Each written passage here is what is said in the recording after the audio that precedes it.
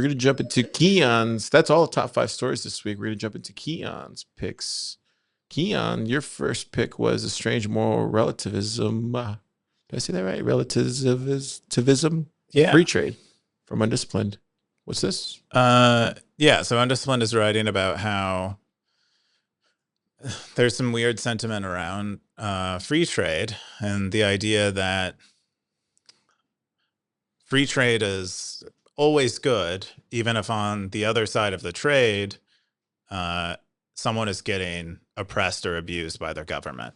And so usually that's what's going on in most trade scenarios, is that you have a government, say, subsidize, let's say you buy cotton t-shirts from Malaysia, and they're really cheap. And part of why they're really cheap is that the government of Malaysia is subsidizing the cotton t-shirt trade there. That means that they're taking money from someone.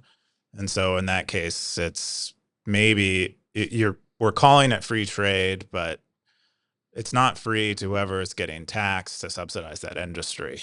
And so that's kind of the gist of this, is that you probably want to consider the system as a whole when you're thinking about these things and whether they're ethical or not. So it was funny. Me and Juan actually talked about. We didn't talk about exactly this yesterday, but the moral. What did you call it yesterday? You called it the NAP, non-aggression principle, and I think we talked about it at least for like an hour. It seemed like we went deep on it, and I think I actually walked away learning something. I think I came to the conclusion that there's. I think it's on the chart over there, or it's on the red whiteboard there. I don't know if you can bring it over here, Ted. Yeah, so that was what we came up with. Literally, I think I've come to the conclusion, I'm okay with it now, is I think there's just a balance to everything, good and evil, and depending on where you sit on that balance, you have to leave the good and evil to do its thing, and then there's people in the middle, and there's neutral, and depending on how the system works. Wait, you're all the way. You. No, we were kind of just doing this, like we weren't like forcing ourselves into it, like, you know what I mean? Like, it was more of a how would you say? It was like a how would you say? We were just kind of like theorizing, right? We weren't like philosophizing. There you go. But we were saying, like, if this was a system that you would look at, that you would paint onto the world, like, you have to have this balance of evil and good, and this is where that would sit with it. And so when I see something like this, I read this earlier in the week too, because I was like, yeah, how do you fix that? And I don't think you can fix that. I think there just has to be a balance to it. Anyways, I don't know if it's helpful at all, but Juan, you want anything to add?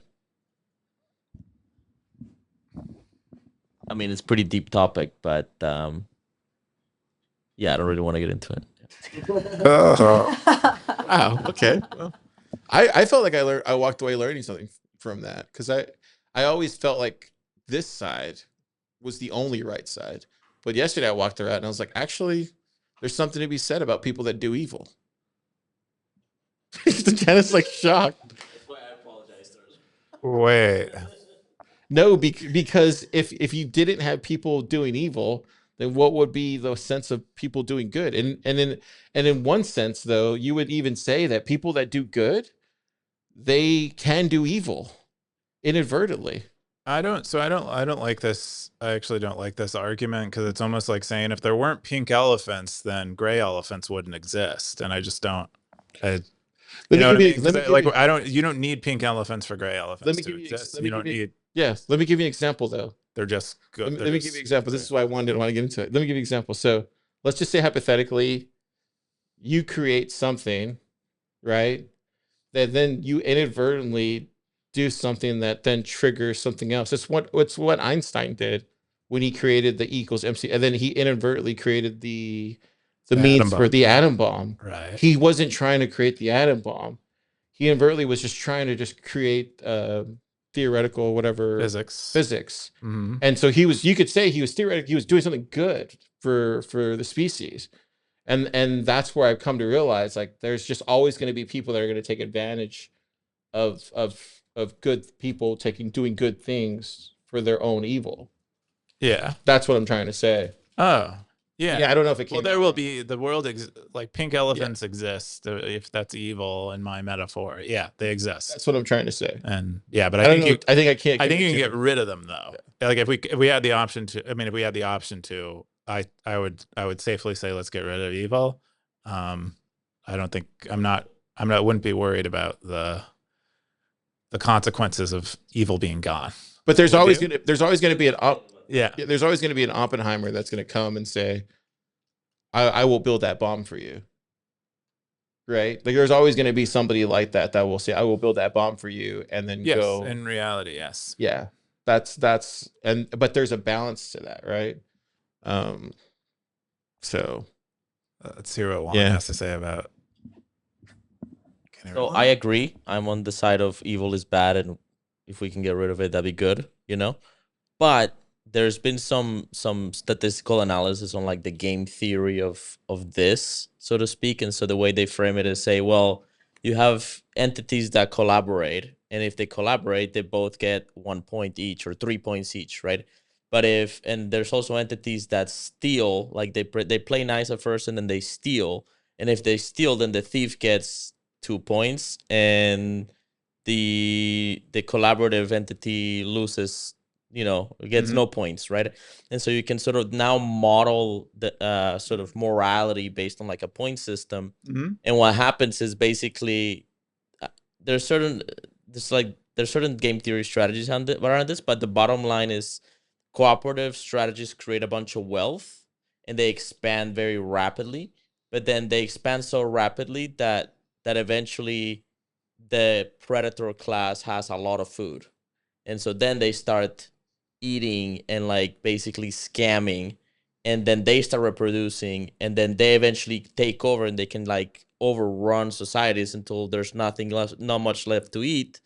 And then they die out, and then the other one expands again. So there's a cyclical nature to this. Mm-hmm. And basically abundance as the fruit of virtue eventually creates the conditions in which evil sort of succeeds. Yeah. And that's the cyclical dimension. Oh, I see.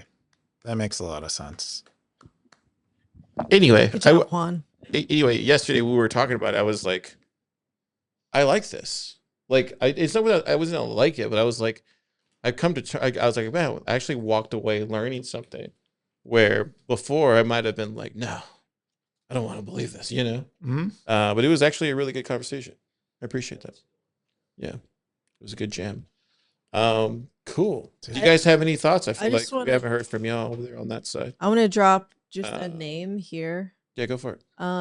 And I'd be curious if Undisciplined is aware of this person and what he said in his work. For like extrapolating consequences of like messing with a complex system in game theory. Daniel Schmachtenberger is a really good person to follow up with and hear from. Is he the Berkeley-based journalist? I'm not sure where he's from. Okay. He doesn't poke around a lot, but Brett Weinstein did a few episodes with him like a long time ago that you could find. He's not the guy who writes a lot about climate science? I don't think so. Okay. He's kind of hard to pin down. You don't really know exactly what he's about, but he says some good stuff. Okay. He's, if I can summarize, not to bastardize what you're saying, he's kind of an X-risk kind of guy. Oh, I see. Yeah. Okay. What does that mean, X-risk? Yeah, like existential risk, feels that he has the moral and philosophical responsibility to talk about it and think about it all the time. But is interesting and is a good thinker. That's good. Cool. Share it on Stacker.News. I would like to read it. Or check it out. Cool. That was a good post again.